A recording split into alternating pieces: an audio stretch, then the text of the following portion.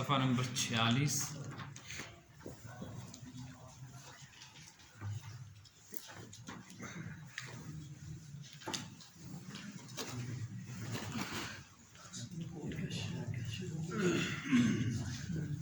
اعوذ باللہ من الشیطان الرجیم، بسم اللہ الرحمن الرحیم۔ یا ایہا الذین آمنوا انفقوا من طیبات ما کسبتم ومما اخرجنا لکم من الارض ولا تیمموا الخبیث منه تنفقون ولستم بآخذیہ الا ان تغمضوا فیہ واعلموا ان اللہ غنی حمید۔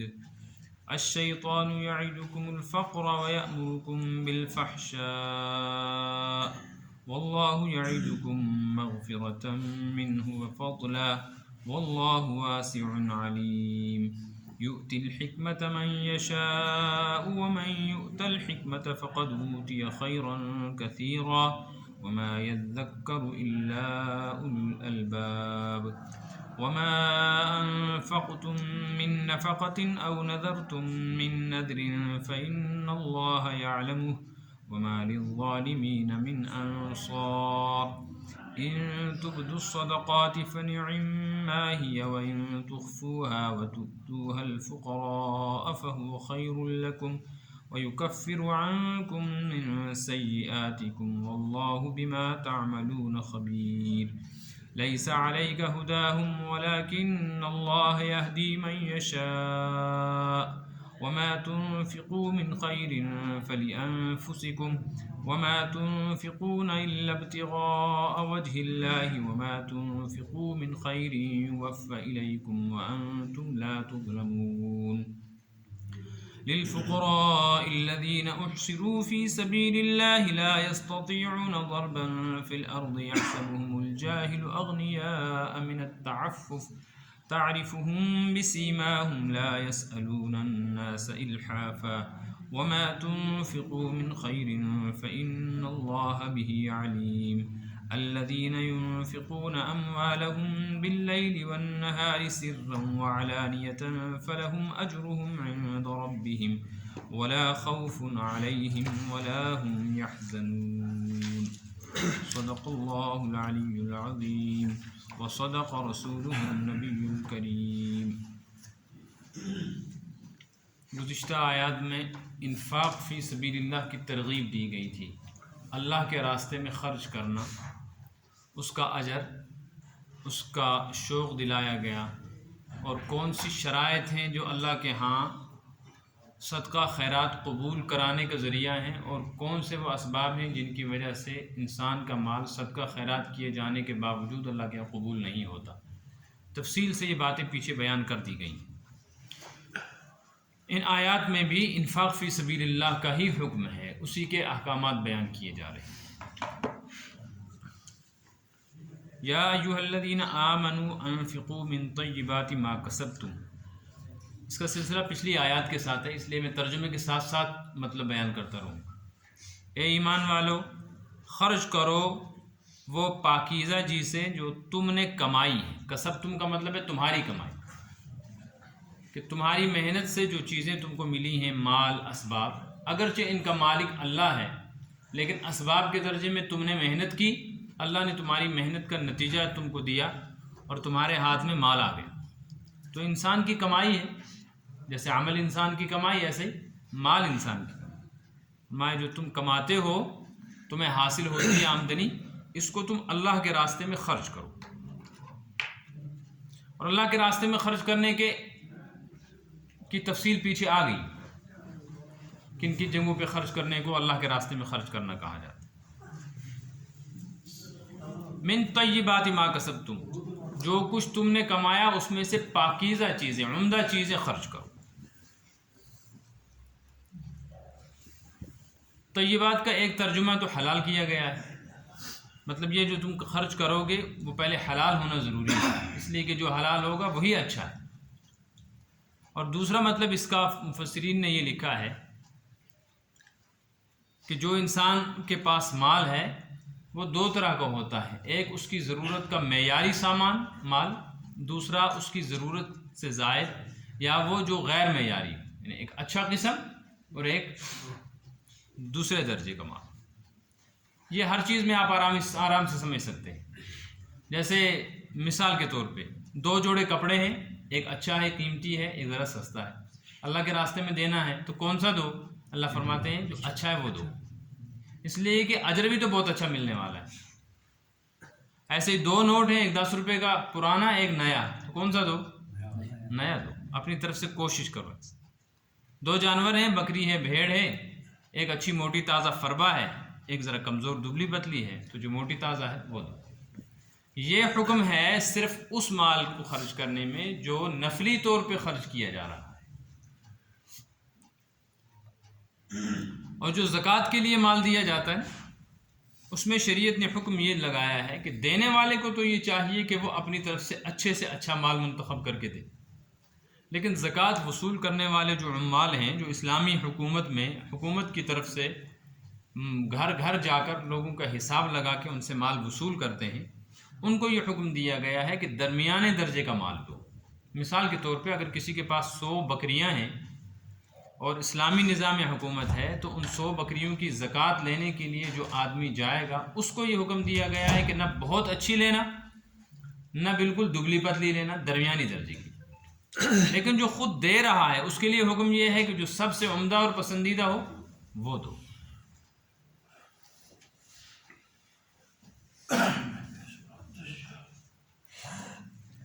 وَمِمَّا أَخْرَجْنَا لَكُم مِّنَ الْأَرْضِ، اور ان چیزوں میں سے خرچ کرو جو تمہارے لیے ہم نے زمین سے نکالی، پیدا کی۔ زمین کی پیداوار، چاہے وہ میوہ ہو چاہے اور کوئی فصل ہو،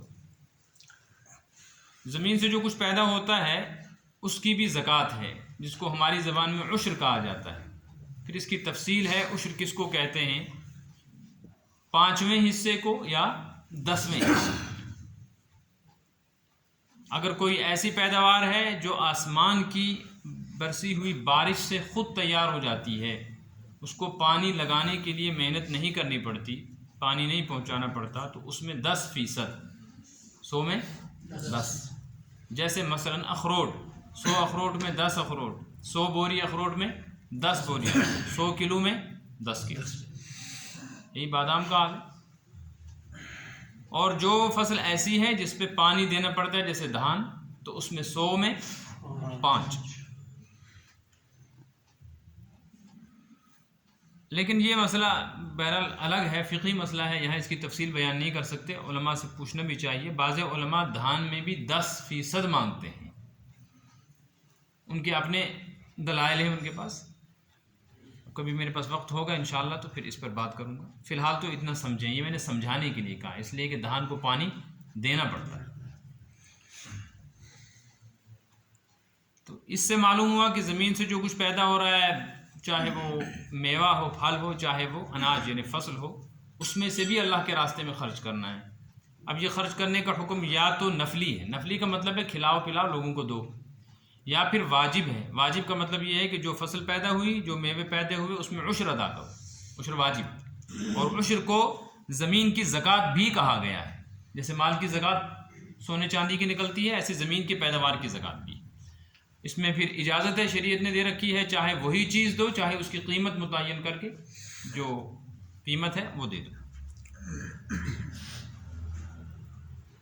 اور غیر مسلم اگر مسلمانوں کے ملک میں رہ رہے ہیں اور وہ مستأمن ہیں، امن کی انہوں نے درخواست کی ہے اور حکومت نے ان کی ذمہ داری قبول کر لی ہے، اور وہ پرامن طریقے پہ اپنی زمینوں میں، اپنے مکانوں میں رہ رہے ہیں، تو ان سے بھی ان کی زمین کی پیداوار لی جائے گی، لیکن اس کو کہا جاتا ہے ٹیکس، اس کو کہا جاتا ہے عشر۔ عربی زبان میں اس کو جزیہ کہتے ہیں، جزیہ کا مطلب ہے غیر مسلم لوگ جو مسلمان مملکت میں رہتے ہو، اسلامی مملکت میں رہتے ہوں، ان کی زمین میں جو کچھ پیدا ہوگا ان سے بھی لیا جائے گا، لیکن اس کو عشر نہیں کہیں گے، زکوٰۃ نہیں کہیں گے، اس کا نام کیا ہوگا؟ جزیہ۔ جزیہ کو ہم ٹیکس کہتے ہیں۔ وجہ اس کی یہ ہے کہ عشر جو ہے یہ ٹیکس نہیں ہے، اس میں عبادت کا پہلو غالب ہے، اس میں اجر ہے، اور جو ٹیکس ہے اس میں عبادت نہیں ہے، اس اس میں کوئی ثواب بھی، وہی قسم کی فیس وصول کی جا رہی ہے جیسے بجلی پانی کی فیس ہم سے وصول کی جا رہی ہے۔ وَلَا تَيَمَّمُوا الْخَبِيثَ مِنْهُ تُنْفِقُونَ وَلَسْتُمْ بِآخِذِيهِ إِلَّا أَن تُغْمِضُوا فِيهِ وَلَا تَيَمَّمُوا الْخَبِيثَ، تیمم کا مطلب ہے ارادہ کرنا، اسی سے وہ لفظ آ گیا ہے تیمم جو ہم وضو کی جگہ کرتے ہیں۔ شریعت نے جہاں اجازت دی کہ تیمم کر کے نماز پڑھنا، تیمم کو تیمم اسی لیے کہتے ہیں کہ تیمم کا مطلب ہے ارادہ کرنا۔ تو وضو کرنے کے لیے پاکی کی نیت کرنا شرط نہیں ہے۔ اگر کسی آدمی نے وضو کیا لیکن اس نے پاک ہونے کی نیت کی ہی نہیں بالکل، تب بھی اس کا وضو ہو گیا۔ ایک آدمی پر غسل واجب تھا، اس نے غسل اس طرح کیا، نہایا، لیکن اس کا پاک ہونے کا ارادہ نہیں ہے، مگر شریعت نے جس طرح پانی ہر جگہ پہنچانے کا حکم دیا ہے اس طرح پانی اس کے سارے جسم پر پہنچ گیا تو بھی وہ پاک ہو گئے۔ تیمم کا حکم یہ ہے کہ تیمم سے تب انسان پاک ہوگا جب تیمم سے پاکی کی نیت کرے کہ میں یہ تیمم پاک ہونے کے لیے کر رہا ہوں۔ اگر اس کی نیت نہیں ہوگی تو پھر تیمم کرنے سے پاک نہیں ہوگا۔ اسی لیے تیمم کا نام کیا رکھ دیا؟ تیمم، ارادہ کرنا، اس میں ارادہ ضروری ہے۔ یہاں فرمایا وَلَا تَيَمَّمُوا الْخَبِيثَ مِنْهُ، جو مال ہم نے تم کو دیا ہے اور تمہاری کمائی سے تمہارے ہاتھ میں آیا ہے، جب تم اس میں سے اللہ کے راستے میں خرچ کرو تو ارادہ بھی مت کیا کرو خبیث مال کا۔ کیا مطلب خبیث؟ خبیث کا مطلب ہے یہاں ناکارہ مال۔ یہ سوچا بھی مت کرو کہ ہم ذرا گھٹیا قسم کا اللہ کے راستے میں دے دیں۔ تمہیں تو یہ سوچنا چاہیے کہ جس کو دے رہے ہیں وہ ہمارا محتاج اور ضرورت مند نہیں، ضرورت مند ہمیں۔ تو انسان تو اپنی ضرورت کے لیے معیاری چیزیں جمع کرتا ہے، تو تم جو دے رہے ہو قیامت میں اجر ملے گا نا، اس لیے معیاری چیزیں، گھٹیا چیزیں دینے کا ارادہ بھی نہ کیا کرو۔ اس کا یہ مطلب نہیں ہے کہ گھٹیا چیزیں دینے جائز نہیں ہیں۔ گھر میں اپنی ضرورت سے زائد فاضل مال جو ہماری اب استعمال میں نہیں آنے والا، پرانے کپڑے، جوتے، چپل، بچا ہوا کھانا یا وہ برتن جو اب ہمارے استعمال کے نہیں ہیں، وہ اگر کسی غریب کو دینا چاہیں تو دے سکتے ہیں، لیکن بہتر یہ ہے کہ اچھے سے اچھا دو۔ وَلَسْتُمْ بِآخِذِيهِ، تمہارا حال یہ ہے کہ اگر تمہارا کسی کے ذمے میں کچھ ہو اور وہ تم کو گھٹیا مال دے تو قبول کرو گے؟ نہیں کرو۔ پھٹا ہوا نوٹ کوئی لیتا ہے؟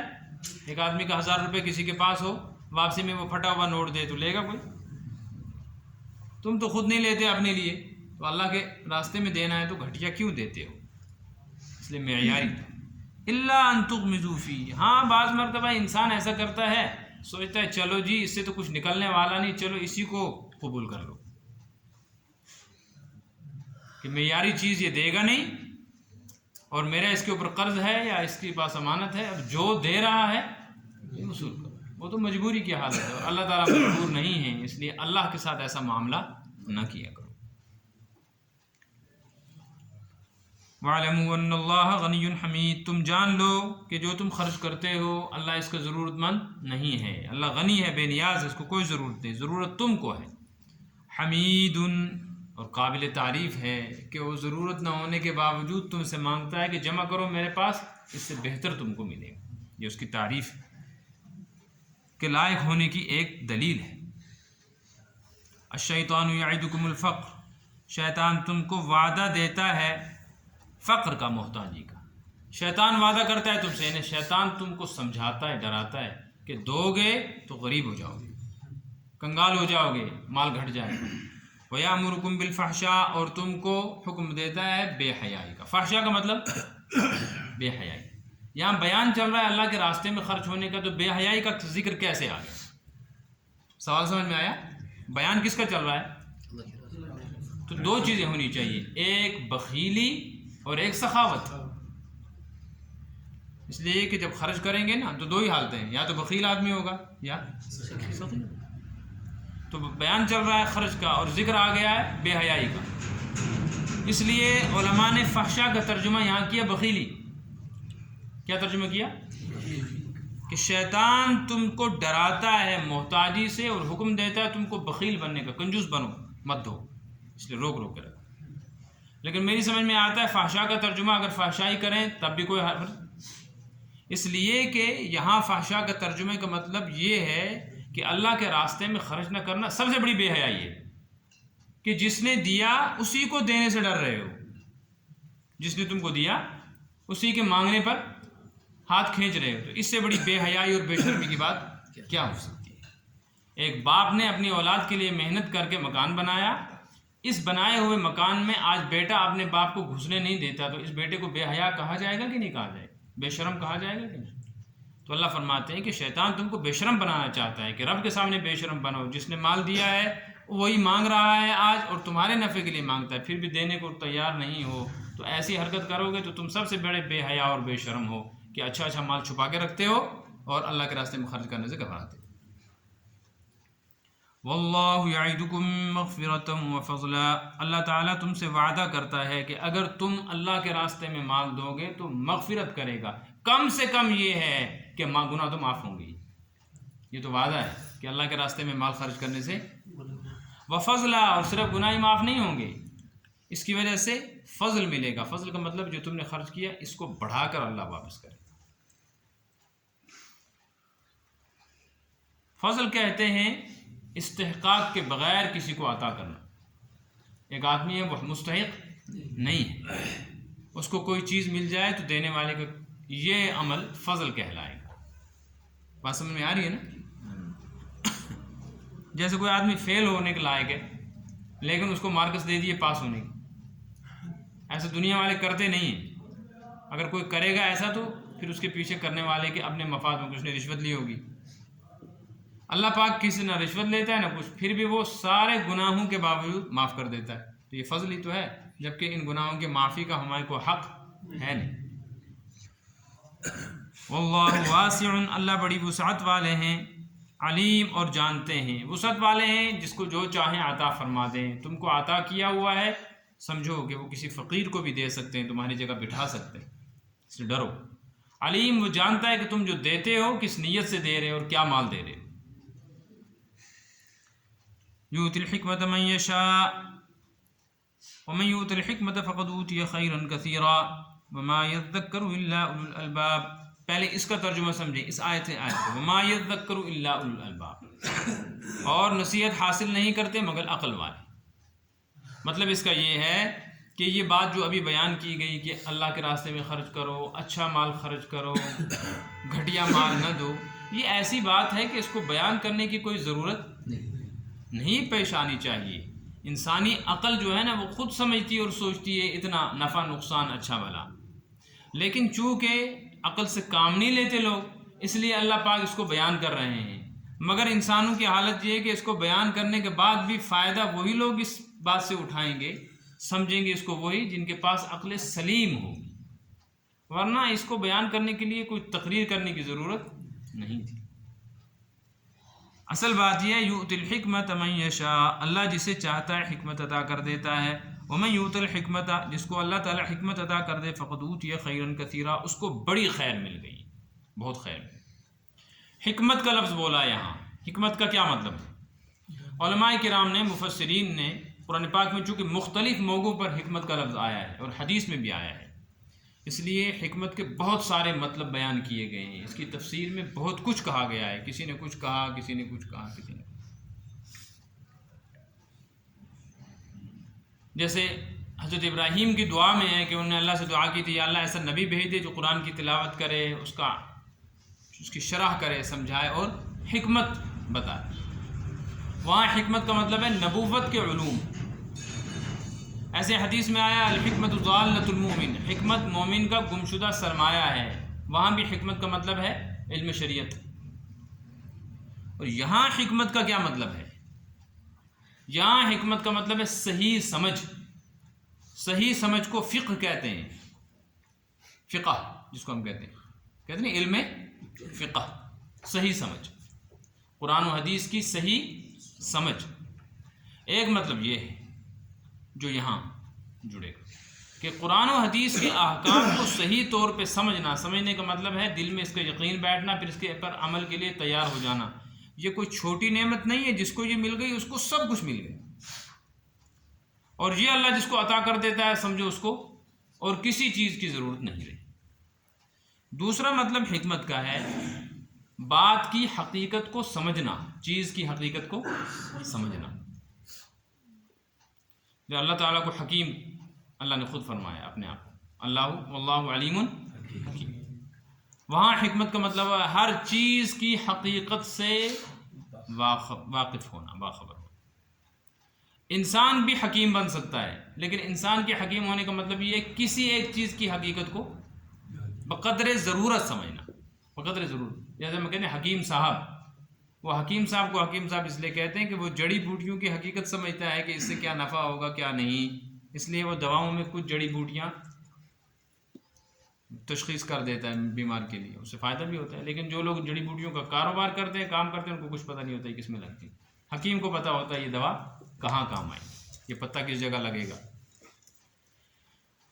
تو وَمَن یُؤْتَ الْحِکْمَةَ، جس کو حکمت عطا کی گئی، بات کی صحیح سمجھ اور حقیقت عطا کر دی گئی کہ اللہ جو کہتا ہے اس میں کتنی حقیقت ہے، اور نفس اور شیطان جو سمجھا رہے ہیں اس کی کیا حقیقت ہے کہ وہ دھوکہ ہی دھوکہ ہے اور یہ حقیقت ہی حقیقت ہے، تو اس کو سمجھو سب کچھ مل گیا۔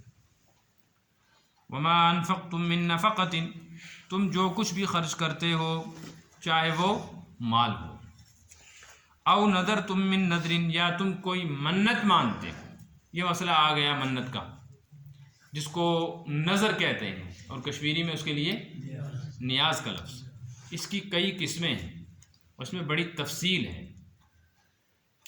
یہ نظر جو ہے یہ مالی بھی ہو سکتی ہے اور بدنی بھی ہو سکتی ہے، عملی بھی ہو سکتی ہے۔ ایک ہے نفلی نظر، نفلی منت، جس کو ہم نیاز کہیں گے، کہ شرط کچھ نہیں لگائی، کوئی کام کرنا ہے اس سے پہلے ہی، کام سے پہلے ہی کام کی سہولت کے لیے صدقہ نکال دیا کہ میں آج سری نگر جا رہا ہوں، میرا یہ کام ہے، کام مشکل ہے، یہ 100 روپیہ سویرے ہی اٹھا کے کسی غریب کو دے دیا، یہ بھی ایک قسم کا صدقہ ہے۔ لیکن اس میں شرط نہیں لگائی میرا کام ہوگا تو دوں گا، کام نہیں ہوگا تو نہیں دوں گا۔ ایسے ہی کوئی جانور ذبح کر دیا، کوئی گھر میں بیمار ہوا تو بیمار کو ہسپتال لے جا رہے ہیں یا وہاں ہے ہسپتال میں زیر علاج، تو گھر والوں نے اس کے لیے جانور ذبح کر دیا، یہ نفلی صدقہ ہے، یہ اس کی کوئی شرط نہیں، اس کے شریعت کی طرف سے کوئی پابندی نہیں، واجب ضروری نہیں ہے، دے گا تو اچھی بات ہے، اس کا فائدہ ہوگا، نہیں دے گا تو گناہ بھی نہیں دے گا۔ دوسرا ہے نظر واجب۔ نظر واجب یہ نیت کی کہ اگر میرا یہ کام ہو گیا، میرا بیمار ٹھیک ہو گیا، میں امتحان میں، یا میرا بچہ امتحان میں پاس ہو گیا، مجھے اس سے یہ نفع حاصل ہوا، فلاں نقصان سے بچ گیا، تو میں یہ جانور اللہ کے راستے میں دوں گا یا یہ اتنا پیسہ دوں گا۔ اب وہ کام ہو گیا ہے تو جس چیز کی نیت کی ہے یہ چیز دینی واجب ہوگی، لیکن اب یہ چیز صرف انہی کو دے سکتے ہیں جن کو زکوٰۃ دینی جائز ہے، اب ہر کسی امیر غریب کو دینے کی اجازت نہیں ہے۔ یہ مسئلہ سمجھ میں آیا؟ یہاں کشمیر میں رواج ہے کہ جب کوئی آفت مصیبت پریشانی آتی ہے تو لوگ جانور ذبح کرتے ہیں اور اس کو بانٹتے ہیں، اس کو کہتے ہیں تھپ تھپ دیون۔ اس کی حقیقت سمجھ لینی چاہیے۔ اگر یہ ایسے ہی دیا ہے، نیت وغیرہ نہیں کی ہے، شرط لگا کر کے میرا یہ کام ہوا تب، اس سے پہلے ہی دے دیا، تو پھر یہ نفلی صدقہ ہے، یہ غریب بھی کھا سکتا ہے، امیر بھی، تھپ تھپ دینا جائز ہوگا۔ لیکن اگر یہ نیت کر رہی تھی کہ میرا یہ بیمار ہسپتال سے واپس آ گیا، میرا یہ کام ہو گیا، بچہ پاس ہو گیا، مجھ کو گھر میں خوشی ملی، لڑکی کی جگہ لڑکا پیدا ہوا، بیمار کا آپریشن نہیں ہوا، تو میں انشاءاللہ العزیز کوئی جانور، بھیڑ بکری اللہ کے راستے میں دوں گا۔ پھر اس نے جس چیز کی نیت کی تھی وہ کام اس کا ہو گیا۔ اب اگر اس نے اس کو ذبح کر لیا ہے تو گھر والا اس جانور کا شوربہ بھی نہیں چکھ سکتا، نمک بھی نہیں چکھ سکتا، اور ہمسایوں اور رشتہ داروں میں ہر وہ آدمی جو زکوٰۃ صدقہ لینے کا حقدار نہیں ہے اس کو یہ گوشت دینا جائز نہیں، اگر دے دیا تو صدقہ ادا نہیں ہوگا۔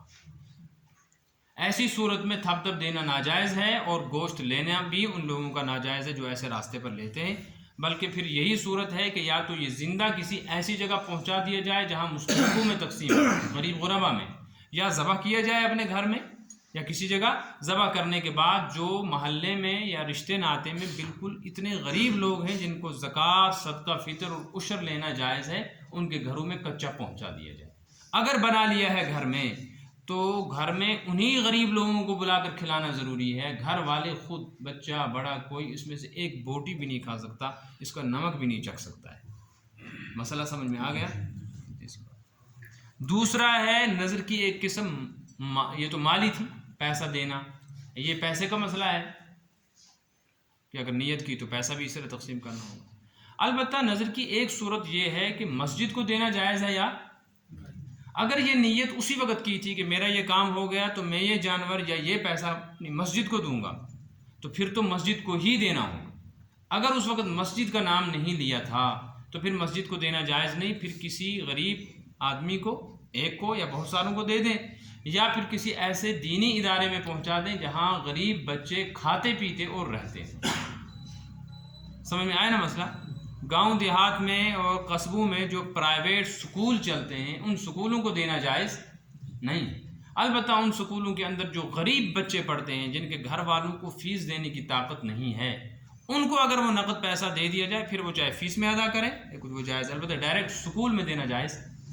مسئلہ سمجھ میں آیا؟ اگر ایسا کوئی کہے گا کہ مثلا یہ میں نظر ایسی مانتا ہوں کہ میں ہمسایوں کو کھانا کھلاؤں اگر میرا بیٹا ٹھیک ہو گیا، یا دوسری ایسی کوئی شرط، اگر وہ ہمسایوں کو کھانا کھلانے کی ہی نیت کر رہا ہے، مسجد کی نیت کی تھی، ہاں اگر ہمسایوں کو کھانا کھلانے کی ہی نیت کر رہا ہے تو پھر اس صورت میں اس آدمی نے جو نظر کی نیت کی ہے وہ نظر ہے ہی نہیں، وہ تو شکرانہ ہو گیا، وہ تو پھر شکرانہ ہوا۔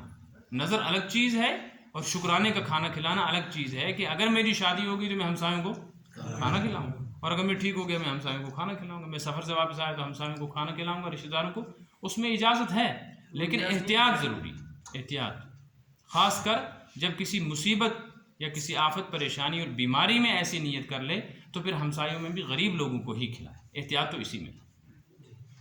لیکن اگر نیت اس وقت کر رکھی تھی تو پھر یہ یاد رکھنا چاہیے پھر یہ نظر نہیں ہے، پھر یہ شکرانہ کرنا۔ دوسری نظر کی قسم ہے بدنی، عملی۔ ایک آدمی یہ نیت کرتا ہے کہ اگر میرا یہ کام ہو گیا تو میں 50 رکعت نفل پڑھوں گا، میں 1000 درود شریف پڑھوں گا، میں اس کے بدلے میں عمرہ کروں گا، ایسی کوئی نیت کی، تو پھر اگر وہ کام ہو گیا تو جس عمل کی نیت کی ہے اس عمل کا پورا کرنا واجب ہے، چاہے پھر تھوڑا تھوڑا کر کے کرے چاہے ایک ساتھ کرے، دونوں صورتیں جائز۔ جو تم خرچ کرو گے من نفقۃ، جو بھی خرچہ ہو، چاہے وہ جنس ہو چاہے نقد ہو، کھانا ہو، کپڑے ہوں، پیسے ہوں، او نظر تم من نظر، یا کوئی نظر تم نے مان لی، فإن اللہ یعلم، اللہ تعالیٰ اس کو جانتا ہے، اس کی حقیقت جانتا ہے تمہاری نیت کیا ہے۔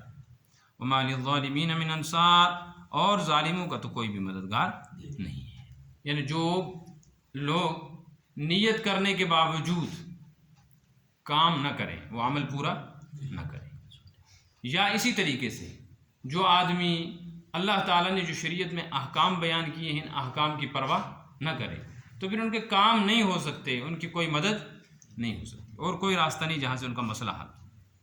ان تبدوا الصدقات فنعما ہی، اگر تم اپنے صدقے کھول کر خرچ کرو فنعما ہی، تو اچھی بات۔ صدقہ خیرات لوگوں کو دکھا کر خرچ کر سکتے ہیں یا نہیں، ایک مسئلہ ہے۔ فرض نمازیں، روزہ، حج، اس کو چھپ کر کرنے کی اجازت نہیں ہے، فرائض کو تو مجمع عام میں سب کے سامنے ادا کرنا ضروری ہے۔ ایسے ہی زکوٰۃ چھپ کر دینا جائز، زکوٰۃ کھلم کھلا دو، صدقۃ الفطر کھلم کھلا دو، ایسے ہی نذر جو متعین کی ہے یہ کھلم کھلا دو، عشر کھول کے دو۔ البتہ نفلی صدقہ جو ہے، ایسے خیرات صدقات، مسجد کو پیسہ دیا ہے، یا کسی غریب کو کھانا کھلایا، کسی بیمار کو پیسہ دے دیا، کسی کا مکان بنوا دیا، کسی بچی کی شادی میں مدد کر دی، جو نفلی صدقے ہوتے ہیں اس میں ترغیب یہ دی گئی ہے کہ اس طرح خرچ کرو کہ دایاں ہاتھ دے تو بائیں کو بھی پتہ، یعنی جہاں تک ہو سکے چھپ کے دو، کیونکہ اس میں خطرہ ہے ریا کا۔ ایسا نہ ہو نفس موٹا ہو جائے، شیطان ذہن میں بات ڈالے کہ دیکھو تم کتنے اچھے آدمی ہو، اس لیے بڑے مجمع میں تم نے یہ دی، اب لوگ تمہاری تعریف کریں گے، تو اس کی وجہ سے عمل ضائع ہو جائے۔ لیکن جہاں ایسی صورت پیش آ رہی ہو کہ میرے دینے کی وجہ سے باقی لوگوں کو ترغیب ملے گی، تو وہاں صدقہ خیرات بھی کھلم کھلا دینا جائز ہے۔ مثلا مسجد میں اعلان ہوا کہ جی ایک غریب آدمی ہے، باہر ہے، اس کے لیے پیسہ جمع کر رہے ہیں، اللہ کے لیے دو، تو ایک آدمی اٹھتا ہے، وہ 1000 روپیہ سب کے سامنے لا کر دیتا ہے، اس کا مقصد یہ ہے کہ میں 1000 دوں گا تو باقی لوگ بھی 100 200 500 روپیہ دیں گے مجھے دیکھ کر، کیونکہ میرے دینے سے ان کو یقین ہوگا کہ جب یہ دے رہا ہے تو اس کا مطلب ہے یہ صحیح جگہ ہے، اب کوئی حرج نہیں۔ اور اگر ایسی صورت نہ ہو، ترغیب مقصد نہ ہو، پھر بہتر ہے کہ بتائے بغیر چھپا کر ہی دو۔ ایک حدیث میں آیا ہے خفیہ صدقہ، چھپا کر صدقہ کرنا، تقی میتۃ السوء، بری موت سے انسان کو بچاتا ہے، بہت بڑا اس کا صلہ اور اجر ہے۔ وَإِن تُخْفُوهَا، اور اگر چھپا کر تم صدقہ خیرات کرو، وَتُؤْتُوهَا الْفُقَرَاءَ، اور فقیروں تک پہنچا دو، فَهُوَ خَيْرٌ لَكُمْ، تو یہ زیادہ بہتر ہے۔ دونوں صورتیں جائز ہیں۔ ان تبدوا الصدقات، اگر تم صدقہ کھلم کھلا دو، فنعما، یہ تو اچھی بات ہے، لوگوں کو جہاں ترغیب لگے، اور اگر چھپا کر دو تو زیادہ بہتر ہے، اس لیے کہ اس میں جس کو دیا ہے اس کی عزت نفس محفوظ ہے، اس کی عزت نفس محفوظ ہے۔ اسی لیے علماء کہتے ہیں کہ یتیم خانے میں، یتیم ٹرسٹ کے نام سے جو آج چلتے ہیں، پیسہ دینا جائز ہے، لیکن یتیم خانوں کے جو چلانے والے ہیں ان کو یتیموں کے نام پر پیسہ جمع کرنا اور یتیموں کو پیش کر کے پیسہ لینا، یہ صورت ناجائز ہے، کیونکہ یتیموں کی عزت نفس مجروح ہوتی ہے۔ کل جب جو سوسائٹی میں بڑے ہو کر آئیں گے تو لوگ کہیں گے اچھا یہ وہی یتیم ہے جو ہمارے صدقے پہ پڑا تھا، کیونکہ یہ براہ راست اس پر احسان ہے۔ ہاں دارالعلوموں میں پڑھنے والے جو ہوتے ہیں ان پر کوئی پیسہ دینے کے بعد جتا نہیں سکتا، اس لیے کہ یہاں اس کی اپنی ایک نیت ہوتی ہے، دین کی اشاعت۔ یہاں مدرسے میں پڑھنے والوں کو پالنا مقصد، یہاں اشاعت دین مقصد ہے، اور وہاں یتیم خانوں میں بچوں کو پالنا مقصد ہے، اشاعت دین مقصد۔ اس لیے یتیموں کے نام پر پیسہ جمع کرنا یہ مناسب نہیں ہے۔ اور پھر اگر خدا نخواستہ کسی یتیم کو یا کسی بیمار کو ایڈورٹائز کر کے لوگوں کے سامنے نام لے کر کہا جائے، یہ صورت بہت بدترین صورت ہے۔ جیسے آج کل صورت چل رہی ہے گاڑیوں میں اور مائک لگا کر پورا نام، پوسٹر وغیرہ یہ لکھا کیا جاتا ہے، غلط طریقہ ہے۔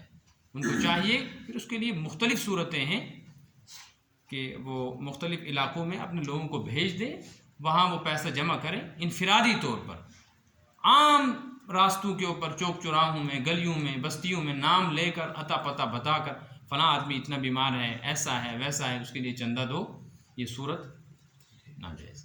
البتہ اخبارات وغیرہ میں فوٹو دیے بغیر، فوٹو نہیں دینا چاہیے، فوٹو دیے بغیر ضرورت کی وجہ سے اگر نام پتہ لکھ دیا جائے اور یہ لکھ دیا جائے کہ جو آدمی براہ راست دینا چاہے نام پتہ یہ ہے، وہاں جا کر دے دے، تو اس کی گنجائش ہے۔ یعنی پیشہ ور بھکاریوں کی صورت اختیار نہیں کی جائے تاکہ کسی کی عزت مجروح نہ ہو۔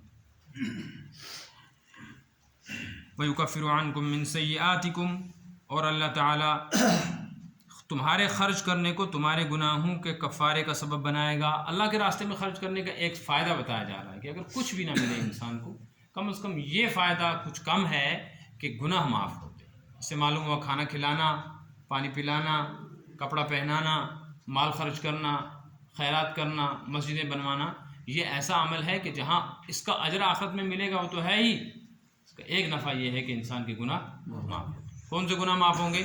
یہ اتفاق ہے اس پر علماء کا کہ گناہ صغیرہ معاف ہوں گے، کبیرہ کے لیے توبہ کرنی۔ واللہ بما تعملون خبیر، اور اللہ تعالیٰ تمہارے عملوں سے باخبر ہے۔ لیس علیک ھداھم ولکن اللہ یہدی من یشاء، اس آیت کا پس منظر سمجھ لیں۔ شروع میں بعض مسلمان غیر مسلموں کو خیرات صدقہ وغیرہ غریبوں کو دیتے تھے۔ غیر مسلموں میں جو غریب تھے نا، تو مسلمان اپنے غیر مسلم رشتہ داروں کو جو غریب تھے یا ہمسایوں کو یا جان پہچان والوں کو کچھ خیرات ویرات چھپ کے دیتے تھے کہ کسی طریقے سے ان کے دل میں محبت پیدا ہو جائے تو اسلام کے قریب آ جائیں گے، اسلام قبول کر لیں گے۔ بات سمجھ میں آئی؟ اب بھی یہ حکم ہے کہ خیرات اور اس طرح کے رفاہی کام غیر مسلموں کے لیے بھی کیے جا سکتے ہیں اور کسی غیر مسلم کی مالی مدد بھی کی جا سکتی ہے، لیکن صدقہ خیرات نفلی دینا جائز ہے، زکوٰۃ دینا غیر مسلم کو جائز نہیں ہے، عشر دینا جائز، زکوٰۃ و عشر نہیں دے سکتے، باقی یوں نفلی یہ دے سکتے۔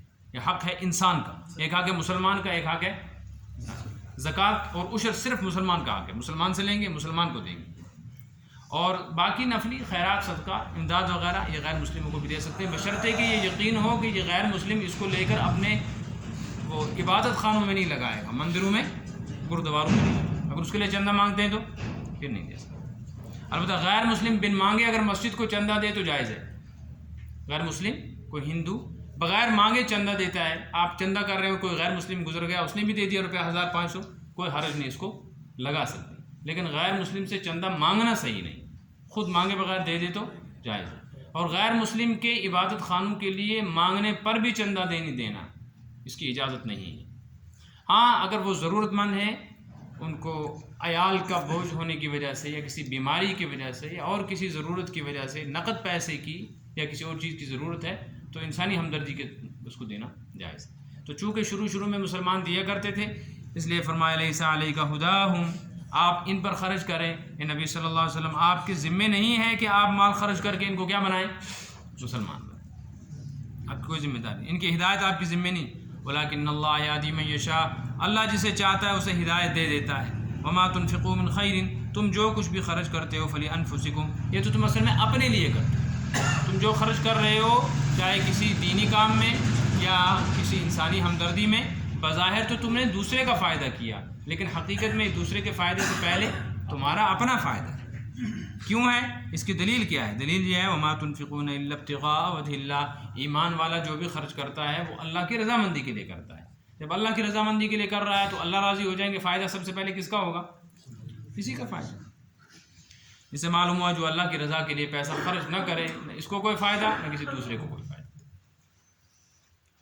وما تنفقون الا ابتغاء وجہ اللہ وما تنفقوا من خیر یوفى الیکم، اور یہ بات یاد رکھو کہ تم جو کچھ بھی خرچ کرو گے وہ پورا تمہاری طرف واپس لوٹایا جائے گا۔ وانتم لا تظلمون، اور تم پر ذرا بھی زیادتی نہیں کی جائے گی۔ جو کچھ تم خرچ کرو گے، چاہے وہ صدقات واجبہ ہوں یعنی زکوٰۃ اور عشر وغیرہ، یا صدقات نافلہ ہوں یعنی خیرات، امداد وغیرہ، خرچ تم نے کیا ہے، اللہ فرماتے یوفى الیکم، پورا تم کو ملے گا، یعنی آخرت میں اس کا اجر اور دنیا میں اس سے 10 گنا زیادہ، چاہے تھوڑا وقت لگے ملے گا ضرور۔ وانتم لا تظلمون، تم پر زیادتی نہیں ہوگی۔ کیا مطلب؟ یعنی ایسا نہیں ہو سکتا کہ تم نے صحیح طریقے پہ خرچ کیا اور آخرت میں تم کو اجر نہ ملے، ایسا ممکن نہیں۔ اور ایسا بھی ممکن نہیں ہے کہ تم نے دنیا میں اللہ کے راستے پر خرچ کیا اور تم غریب ہو جاؤ، یہ بھی ممکن ہے۔ ایک روایت میں آتا ہے جو آدمی اپنی پاک دامنی کے لیے، کیونکہ اس کو خطرہ ہے گناہ میں مبتلا ہونے کا، اپنی پاک دامنی کے لیے نکاح نہ ہونے کی صورت میں قرضہ لینے پر مجبور ہو کہ قرضہ لے کر بقدر ضرورت میں نکاح کر لوں تاکہ میں پاک دامن رہوں، اس آدمی نے اپنی پاک دامنی کے لیے جو قرض لیا ہے، اللہ تعالیٰ موت سے پہلے اس کا یہ قرضہ ضرور ادا کروائیں گے، بشرطے کہ عیاشی کے لیے، دکھاوے کے لیے نہ۔ آج کل لوگ جو لے رہے ہیں نا بینکوں سے لون شادی پر، وہ پاک دامنی کے لیے نہیں ہے، وہ تو دعوتوں کے لیے، لوگوں کو کھلانے کے لیے۔ اور جو آدمی اللہ کی رضا کے لیے حج اور عمرہ کرے پھر قرضہ لے کر کرے تو اللہ تعالیٰ موت سے پہلے اس کا یہ قرضہ، یہ اللہ نے قرضہ رکھ لیا اپنے اوپر کہ یہ ادا کرواؤں۔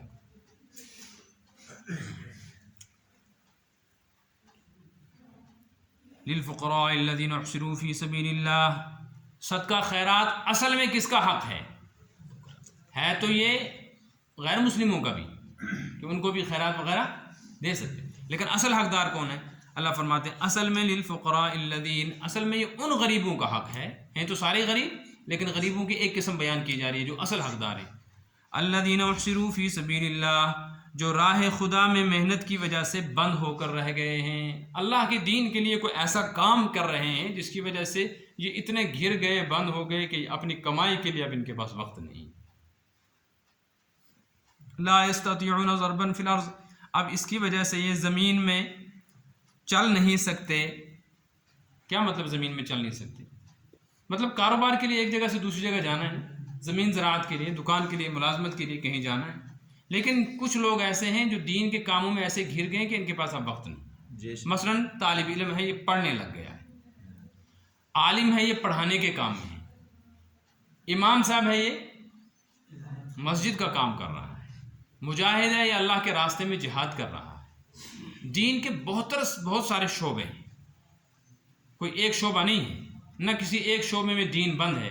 ایسا نہیں ہے کہ کسی ایک جماعت نے سارا دین اپنے پاس لے لیا ہے کہ بس یہی اب دین کے ٹھیکیدار بن گئی ہے، نہیں، کسی ایک نے پورے دین کو گھیر لیا ہو یہ بھی نہیں ہے، اور کسی ایک شخص ہی کا پورے دین پہ ٹھیکہ لگ گیا ہو ایسا بھی نہیں، تھوڑا بہت ہر کوئی کر رہا ہے۔